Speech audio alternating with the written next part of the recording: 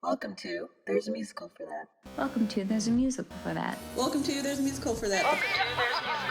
Welcome to There's a Musical for That. Welcome to There's a Musical for That. And if you like cellar dwellers And trapdoor lovers. there's a musical for that. And if you like mermaids, crabs, and guppies, why?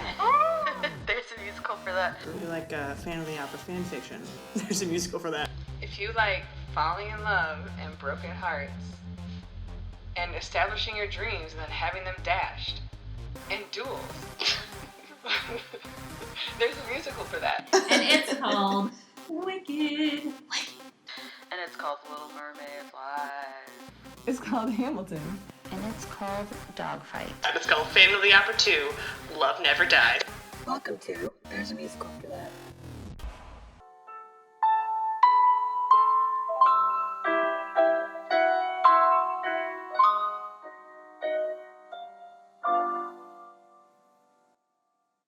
Welcome to There's a Musical for That with Kayla and Tiffany. I'm Kayla. And I'm Tiffany. This is the podcast where we prove there's a musical for every situation. Now, if you like watching a relationship fall apart, there's a musical for that. It's called The Last 5 Years, the 2014 film adaptation of the 2001 stage show. It was good, but it was terrible. I'm so sad. All at once. I'm so sad. Okay, so the basic premise is these two people, they meet, they get married, and they separate. And the story is told from the woman's perspective of Kathy, of the end of the relationship to the beginning, and the man, Jamie, his perspective from the beginning of the relationship to the end.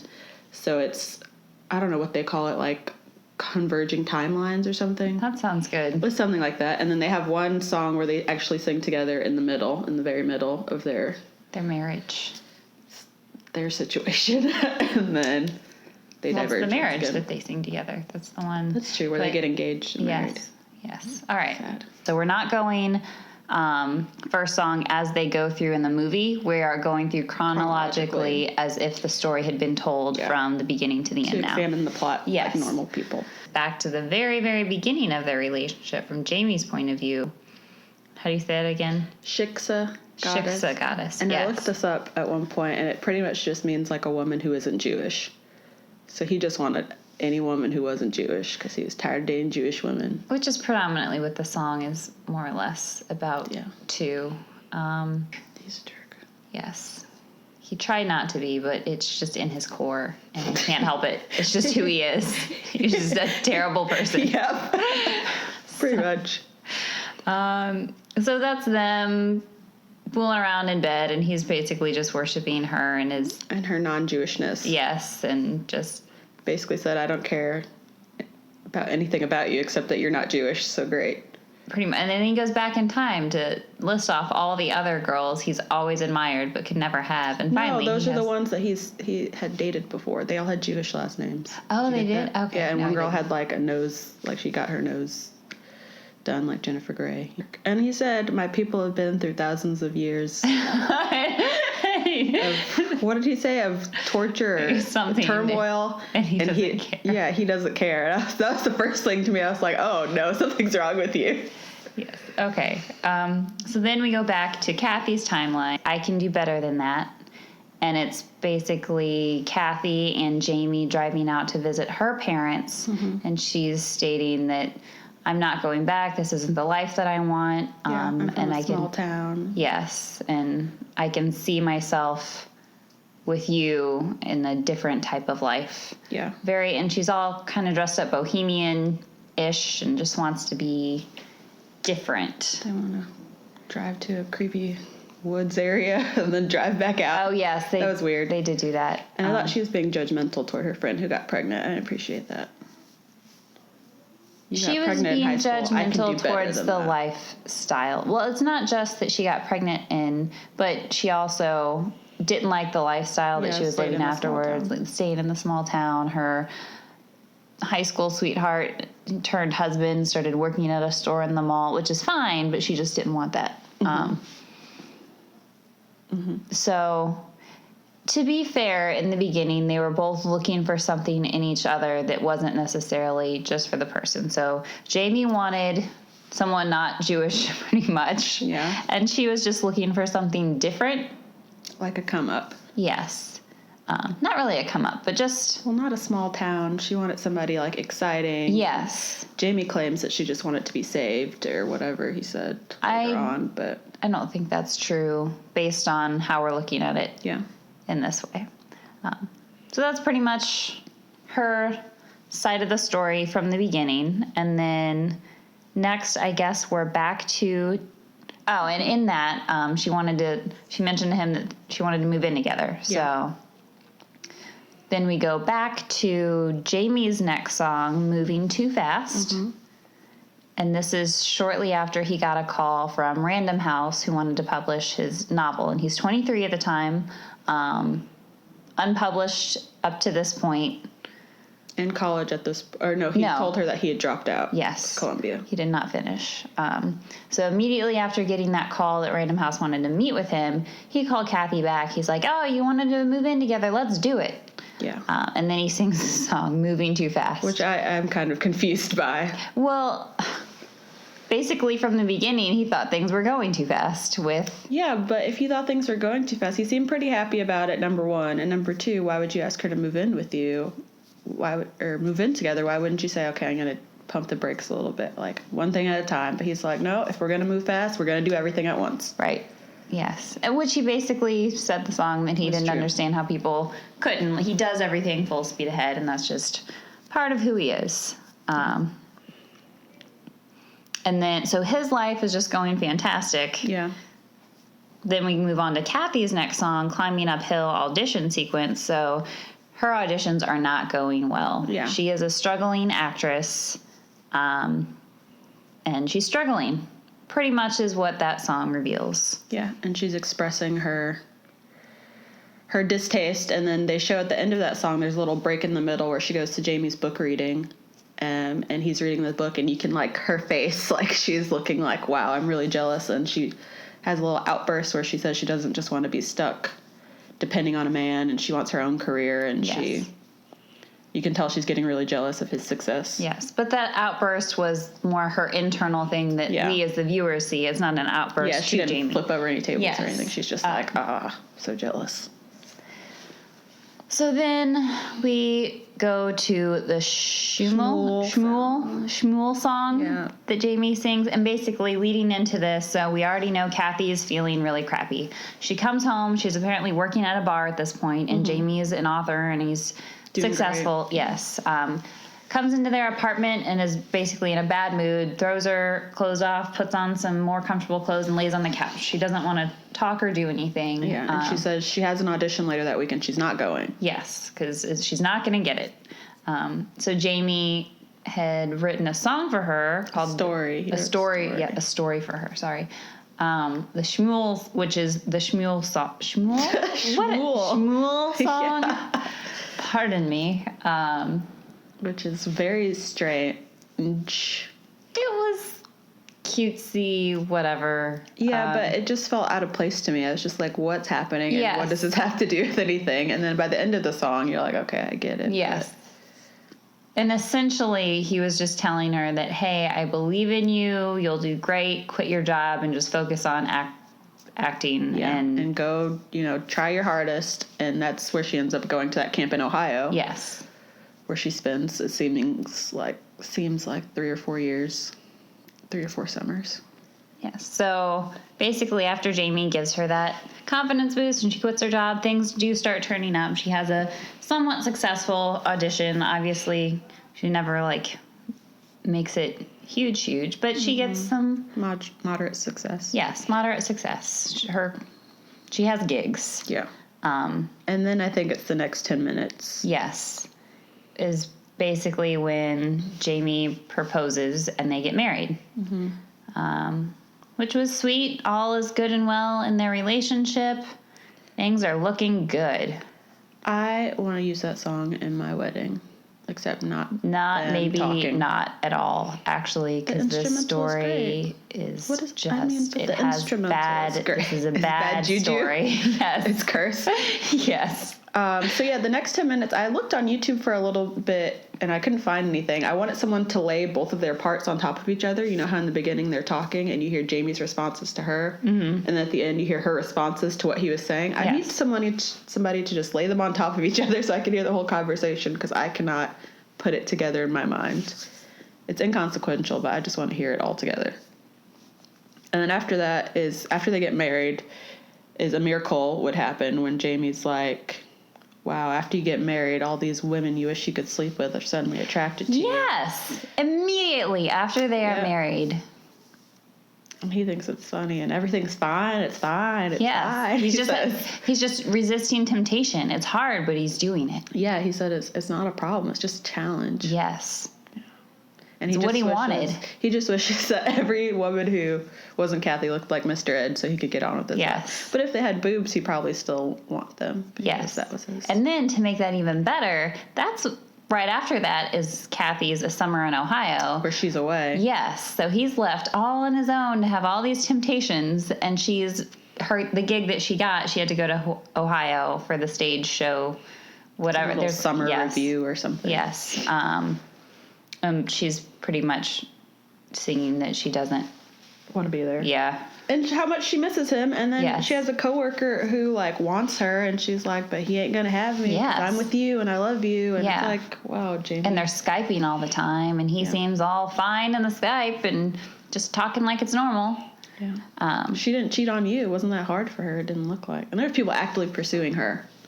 There's one person at least actively pursuing her. And she was like, no, I'm married. Yes. So the next song, Jamie is singing If I Didn't Believe in You, and Kathy is back in New York at this point, so obviously not terribly happy because she was away all summer.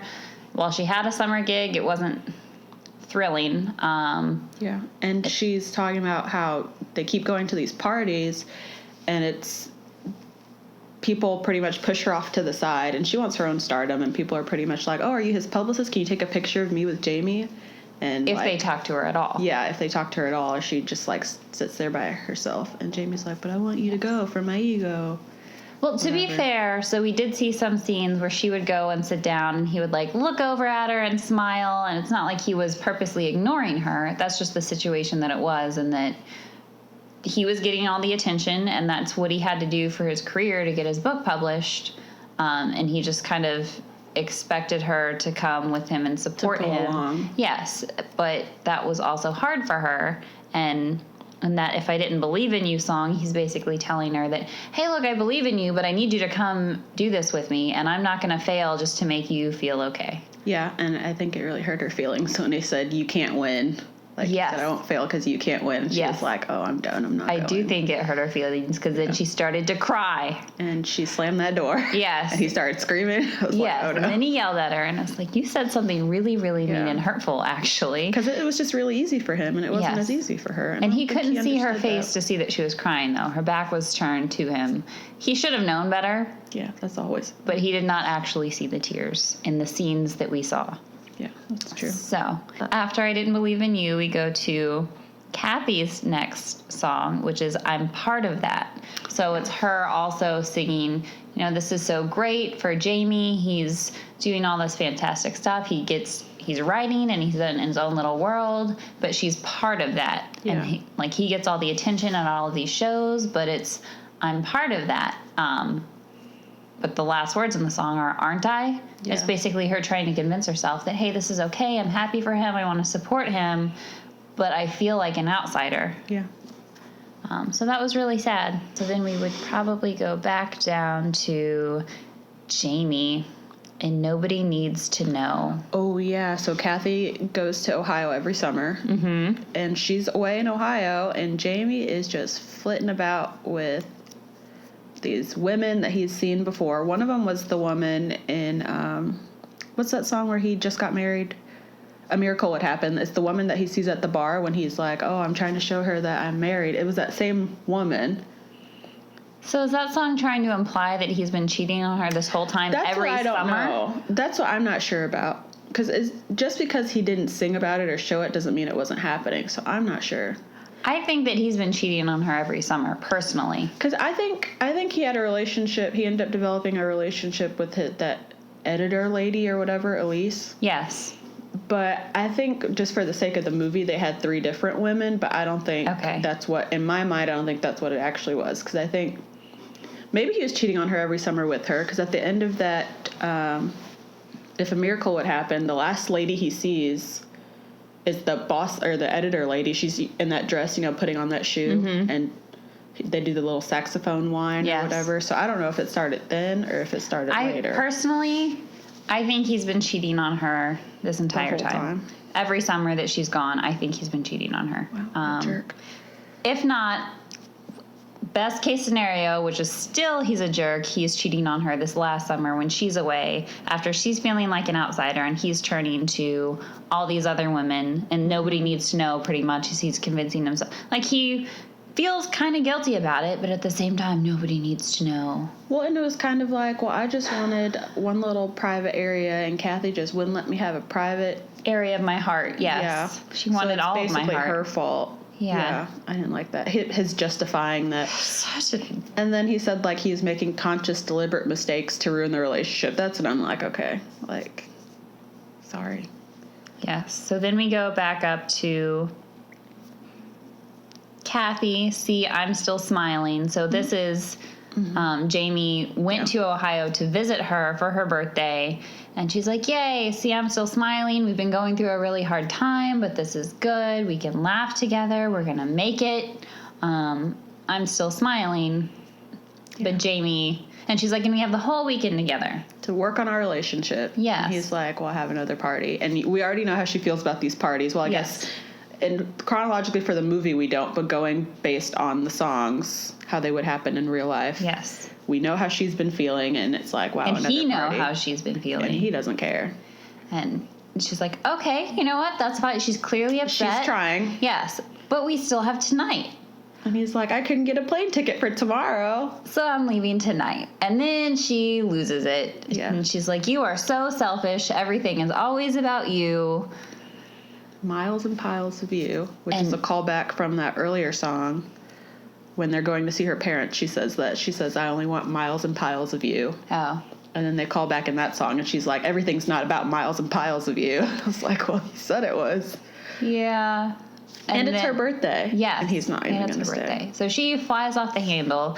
And then she ends the song with basically, I don't understand how I'm standing here crying and you're not doing anything. Like, you're just letting me feel the way that I'm feeling. And she accuses him of wanting to go back to be with one of his little girlfriends. And he's like, oh, you're crazy. And she's like, no, I'm not. And it's like, we know he was just with someone. Yes. Like, how dare you lie to her? Yes. And then we go back to, so Jamie goes back to Ohio, and pretty much that's when he leaves her. He packs up his stuff. He goes back to New York. Yes.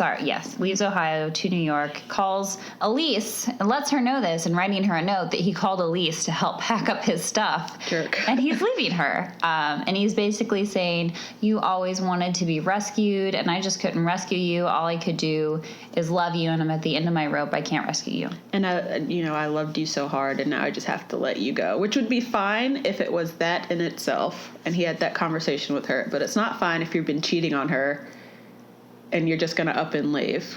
Right. And he's like, well, I don't want to go to another shrink. I don't want to have any more compromises. And it's like, well, that's what marriage is. Yes. So then Kathy comes back from Ohio to find his note and that he's moved out, and she sings this Still Hurting song because he just left her. She was still invested in this relationship, wanted it to work, was never cheating on him. So yeah, they were having their struggles, but she was in it. They were married. She was willing to work it out. And he was too hard for him. He sought support in other people. He cheated, and then he left her. And he's a jerk. Yeah. And then while he's singing his last song about, like, how he's leaving, they kind of overlay it with Kathy, like, when she first meets him and she's all goo-goo-eyed, and then he, like, sees her, I guess, fade away. Like, he's looking at the steps as he's walking away, and he's just like, goodbye. Yeah. And she's saying goodbye, but, like, goodbye until tomorrow, because yes. I love you and I want to see you again. Yeah. Which is exactly how the whole movie was, pretty much. Him being a jerk leaving, and she's still just, oh, we're in a relationship. Yeah. Waiting. So, overall, what did you think about the movie? I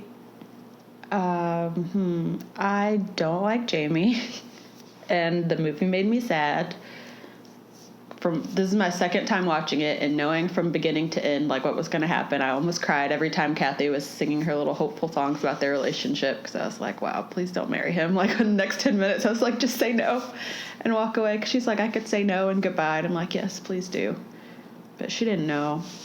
And I mean, he seemed like he loved her initially, and it seemed like the movie wanted you to sympathize with him, and I just couldn't muster it. He seemed like he loved her, but at the same time, in showing the scenes of when he was cheating, it honestly just seemed like he needed a lot of emotional support.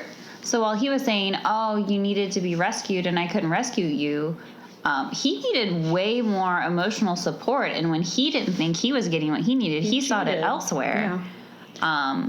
Instead of talking to her and working things out, he just left. Yeah, and he says in that song when he's cheating on her, like, I need to be in love with someone. I guess I could be in love with someone like you. It's like, well, be in love with your wife. And he said that in the very beginning, in the first song, in Shik's a Goddess, he says, I could be in love with someone like you to Kathy. And then he says that to this mistress. It's just like, Jamie.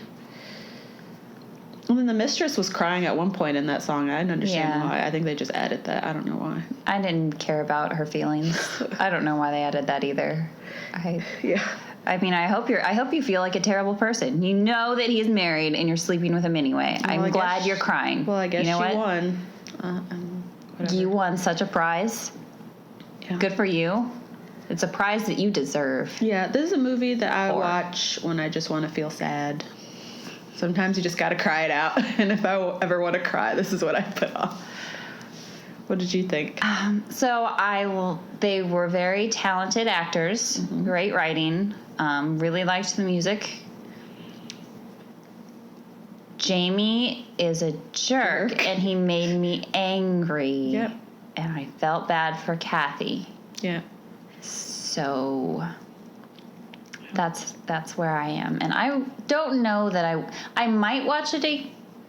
I don't know that I'll watch this again. If you're feeling like love is stupid and love is awful, just watch this. You'll be like, yeah, see, I'm right. I don't know that I would want. I don't think that would work for me. Because it was a good, well-made movie. So I might watch it again if I'm with a group of people and that everybody's like, let's watch this. Be like, yeah, whatever. But I will probably never go out of my way to watch this again because I like happy endings. Or if you're like me and want someone else to feel misery, and I'm like, let's watch this because this movie made me mad, and I need someone else. I need someone else to be mad. Yeah. Because everything I saw on the internet, they were basically like, yeah, I can see it from both sides, and I was just like, I can't see it from both sides. I'm mad. I need retribution. I mean, so I can see it from both sides, but Jamie was way more wrong. Yeah. Kathy, had her own issues, but it didn't seem like anything that couldn't be worked through. Right. You're going to have issues in a relationship. That's going to happen. But what we were presented in the movie, it does not justify him cheating and leaving her. Like, to me, once you're married and you stick with it, and you did not. You, as soon as you were married, you were looking at other women. Like, oh, no, I can't have it. Like, he wanted his cake and eat it, too. Because it seemed like he was fine before they got married, and as soon as they got married, his brain switched to, wow. But he wasn't fine before they got married because there was that "This Is Going Too Fast" song. So I think the whole time, I'm not sure he was ever fully in it. I thought some of this design of the movie was kind of awkward, like in the first song when they're hooking up or whatever, and he keeps singing over her mouth and he stops to get out of the bed and start singing, and then what is the one when they're going to her parents? I Can Do Better Than That. I just thought it was awkward, that whole driving and let me rub on your face. Like we saw in Annie, the face touching was a little much. And I didn't know why they didn't end the song at her parents' house. I don't know why they let them get to her parents' house, sit in a car for a little while the parents are on the porch just staring at them. That was awkward. And then they show them driving back home, I guess. But my thing was why wouldn't you just have them pull up on that last note and have the parents come out then. Well, and then when the parents come out, they're still kissing in the car, and it's like you're meeting her parents for the first time. Yeah, Maybe get out and shake her dad's hand or something, not make out in the car. I just thought that was weird of them to do. And then immediately after that, they put the scene of them, I guess, driving back. But it's like, why didn't you just put that driving scene, like, right before that so that the song could end normally? I'm just really interested to see how they do this on a stage without all this, you know, that would honestly be pretty confusing to me because for the most part, it was fine, but there were a few moments I was a little confused as, okay, what time are we in? Yeah, what's because it's only been 5 years, so it's not like they're older looking or anything. They look the same. It's more the clothes that they wear is how you can tell the difference. So I'm curious to know how they pull it off on stage. And they gave Anna Kendrick those clip-in weave extensions for the younger times that had those horrible highlights in them, and I was like, wow, those highlights look bad. But I didn't notice. Yeah, I was just staring at them. Because in the beginning, you know, her first song, See I'm Smiling, she has the short, straight. And I was like, wow, you just clipped something in her hair to make her look whatever. Her style changed, too. They both got more professional. Oh, yeah. I noticed Jamie's hair. Yep. You could tell younger Jamie had messy hair, and older Jamie had a comb. Yeah. They stopped dressing like kids, I guess, and dressed like young professionals as they went the movie went on. 23 to 28. Mm-hmm. When we're 28, you think we'll be professionals? I'm a professional now. Will we dress like professionals? Are you going to get a new haircut? Not unless someone tells me I have to dress like a professional. I won't. I have green hair currently, so... it looks very professional to me. Oh, thank you. You're welcome. I look like an animal wrangler. So, do you want to do ratings or do you want to do best song? We can do best song. I have to pull up the list again now. Okay. My favorite song is See I'm Smiling because she goes through the emotions. Anna Kendrick is a very good actress and singer. And I really thought she conveyed the emotions of that song really well, from being like, you know, I'm just desperate for this relationship to work. I'm so happy you're here, to, oh my gosh, I'm disappointed, but I'm still going to make it work, to, I hate you. Please leave. Well, not please leave, please stay, but you're not, so you're a jerk. I think that's my favorite. And the next 10 minutes I really like. I do like the next 10 minutes because that's sweet. Yeah. So I think mine is a toss-up between the first song, Still Hurting, because much for the same reasons, Anna Kendrick is a really good actress, and she really sucks you into the movie with that Still Hurting when she opens up the movie. But at the same time, I like the next 10 minutes because it's at the sweet point of their relationship when they decide to get married, and it's like the pinnacle. Yes. I love you so much, I want to marry you. Yes, but I love it and I hate it because I know how it turns out, and I know what a jerk Jamie is. So I'm going to go with Still Hurting as my favorite. Okay.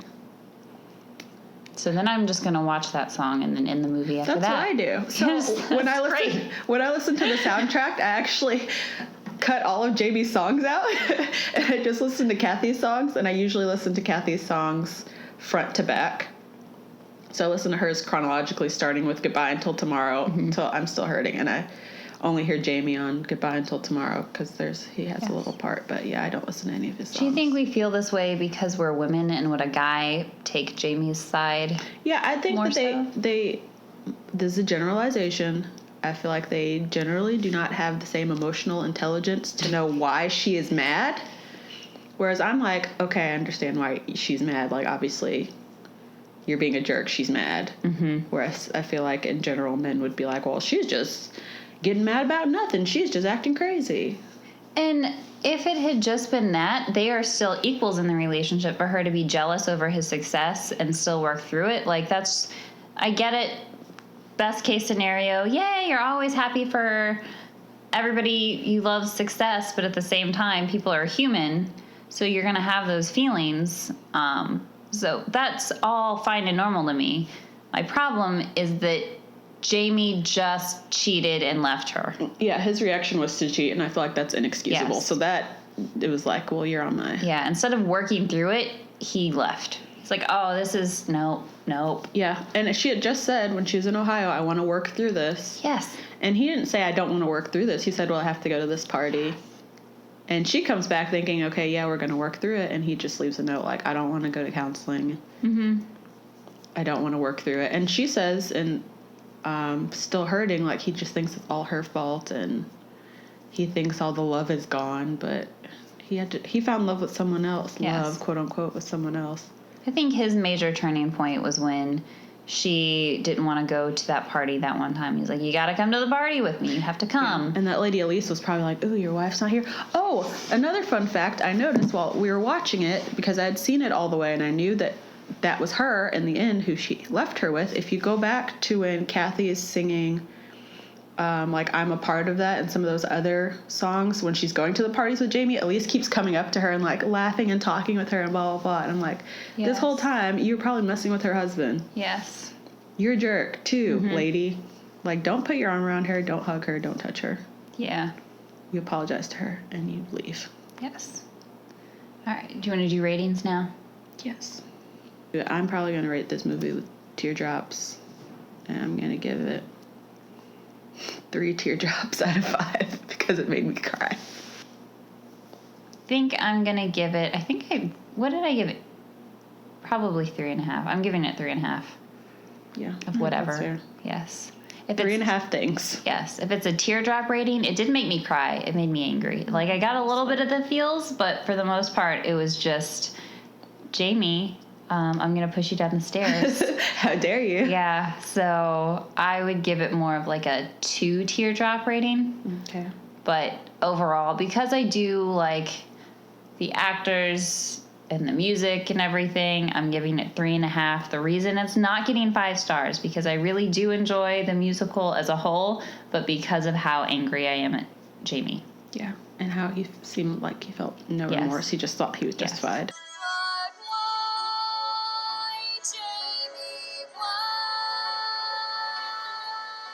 Basically, any movie that doesn't have a happy ending is never going to get 5 stars from me. Okay? Everybody, all the listeners. Sometimes life is not happy. I guess that's why you watch movies, to escape. Yeah, but sometimes it's fiction. Things aren't happy. I can deal with a not happy ending. I can't deal with somebody cheating and making me cry. We hope you enjoyed listening to the podcast of the last 5 years. And if you like smart sorority girls, stay tuned, because there's a musical for that. Bye!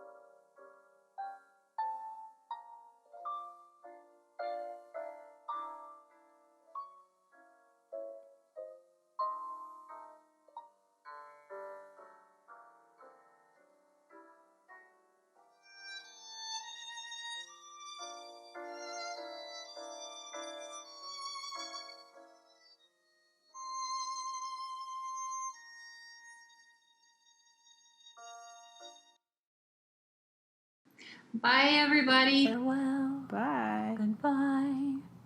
On Dada see. Bye. Goodbye. Bye. Bye.